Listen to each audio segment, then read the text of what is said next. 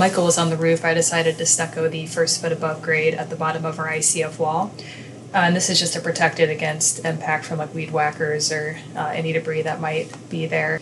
So first I took this wire brush. It was just something that you buy in the paint aisle at Menards or Home Depot to scrape off the top layer of dirt and like all the loose pieces of foam on the ICF block to get the stucco to adhere better.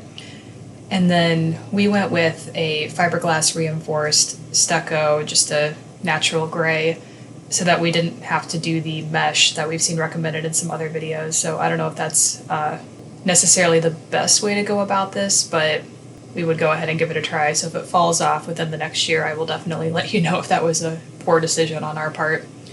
Today is May 8th, and it's the last day we're actually working on our roof.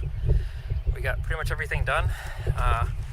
Morgan's going to cut the books, which is kind of like the first set of staggered shingles, and we're going to be working on the steepest part of the roof, the 812 portion, right behind her. I'm completely out of breath because climbing up the ridge of a roof is like climbing a mountain, and we've done it probably 20 times today already. I'm just trying not to fall off the roof, so as long as she's still getting her sea legs. But we have all the shingles finally up.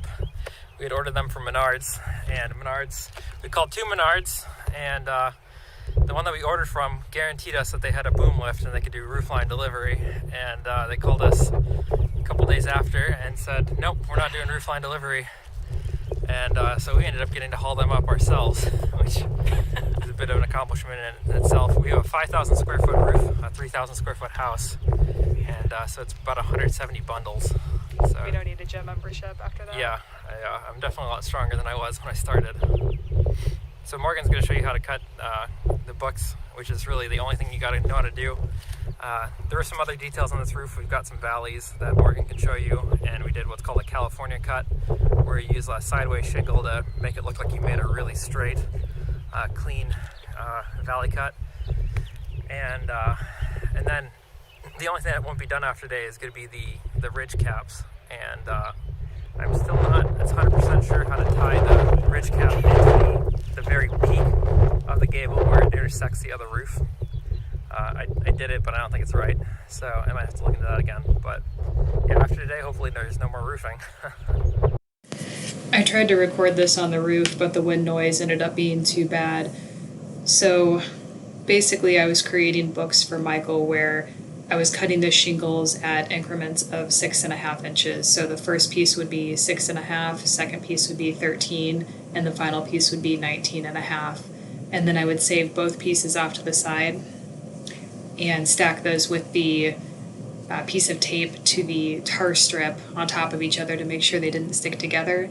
And then Michael could just grab those and drag them to the other side of the roof to get started. So this is how we flash the dormers. Dormers are apparently notorious for leaking, but I don't think everyone does this. And the apparently correct way to shingle a dormer is with this galvanized step flashing. And this pack is extremely expensive. It's like $60. I needed 2 of them to do this roof. I guess I have a few left over. They make ones that are 5 by 7, but when they say 8 by 8, they mean it's 8 inches from here to here, and then 8 inches from here all the way up to here, so it's actually only 4 inches of flashing.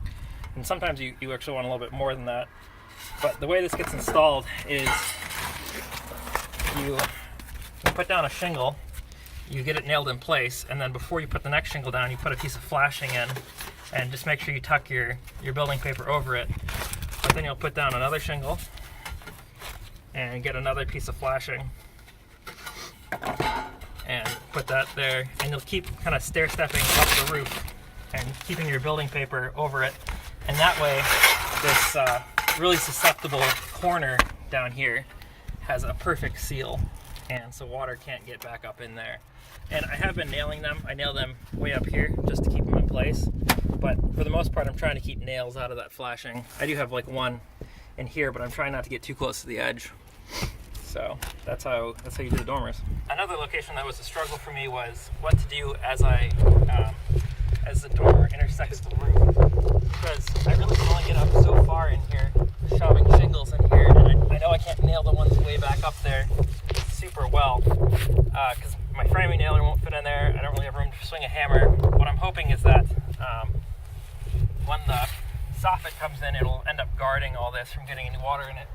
But I still don't feel great about this joint here, because I can see water getting in here, and then it's not super protected in there, so I might have to do some sort of flashing here or some sort of sealant, because I think that's going to be a weak point.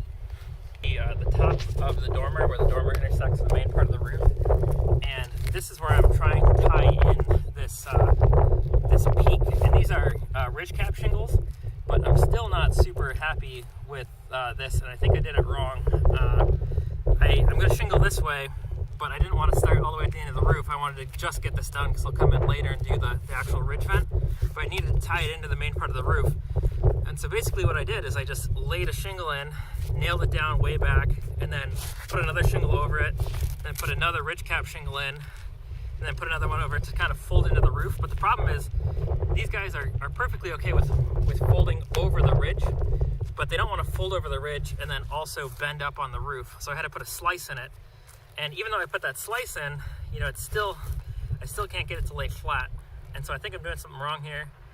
I'll probably get in here with roofing cement to get this all tacked down, because ridge cap shingles don't actually have cement on the bottom. They only have a strip on the top. So this one turned out kind of okay. The other one turned out absolutely horrible, and so I'll end up probably redoing that other one.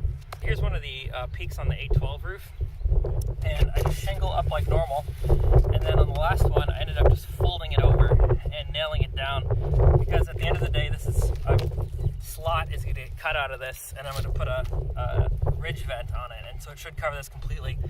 These Owen Corning ones, they have this fiberglass tape, which is really good for holding the shingles down, but it's kind of annoying because it's extremely visible from the ground. So if you don't get your shingle up way high, you'll see this strip, and it'll be super obvious from a distance.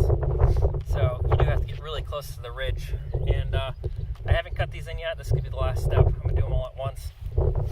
So this is a California cut valley, and basically what I do to make this is I run this lane of shingles up the roof, and there's some decisions to be made on which side you want to cut the valley on, but it seems like the consensus is the side with the most water should be the one with the shingles that go up. And so the shingles, this row of shingles ends up about here. When you nail these shingles in, you want to make sure you stay like way away from the valley with your nails, and so my nails aren't any closer than like here and here, but I get this whole row in, and then you can see here I've got a shingle that's sideways, and I snap a chalk line all the way up, and make sure you snap a chalk line because I didn't on the other one, and you can totally tell from the ground that it's not straight.